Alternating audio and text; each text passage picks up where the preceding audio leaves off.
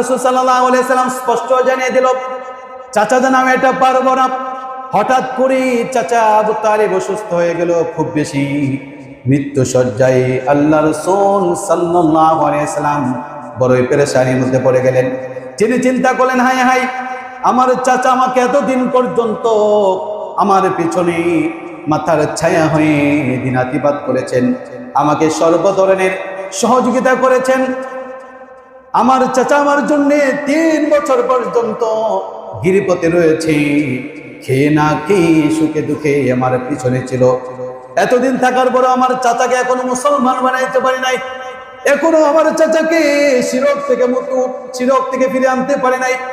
আল্লাহ রসুলের টেনশন বেড়ে গেল।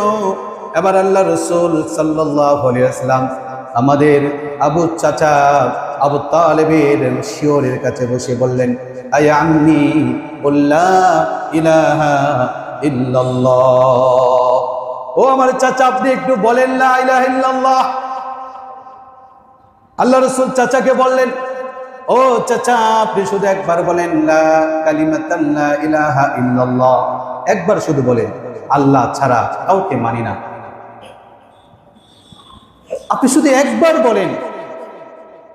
চোখের পানি ফেলাইতেছে, চোখ দিয়ে অশ্রু ঝরতেছে ব্যথায়।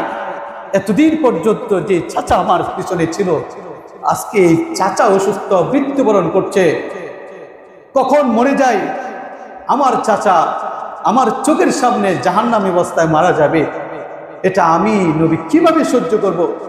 রসুল কান্দে আর চাচাকে বলে, চাচা আপনি একটু বলেন না, শুধু এটা বলেন লা ইলাহা ইল্লাল্লাহ, আল্লাহ ছাড়া আর কাউকে মানি না, আল্লাহ ছাড়া আমি কাউকে মানি না, কোনো মূর্তি পূজাকে আমি মানি না, আল্লাহ আমার প্রভু, আল্লাহ আমার রব, আল্লাহ আমার সব, এটা একটু বলেন, বাকিটা আমি আল্লাহর কাছ থেকে সুপারিশ করে আপনার জন্য জান্নাতে ফয়সালা করব।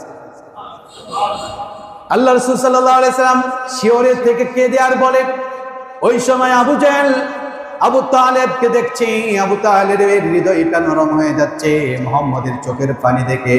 সাথে সাথে আবু জাহেল বলল, ও আমাদের নেতা আবু তালেব, আপনি তো আমাদের নেতা, আপনি তো আমাদের সর্দার, আমরা তো আব্দুল মুত্তালিবের ধর্মের মধ্যেই আছে, আপনার পিতা আব্দুল মুত্তালিবের মতাদর্শের মধ্যেই এখনো আছে।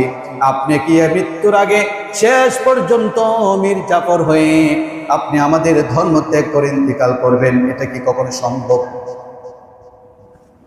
যখন মনটা নরম হলো, আল্লাহ রসুলের কথায় যখন হৃদয়টা নরম হলো, আল্লাহ রসুলের চোখের পানি দেখে যখন হৃদয়টা নরম হলো,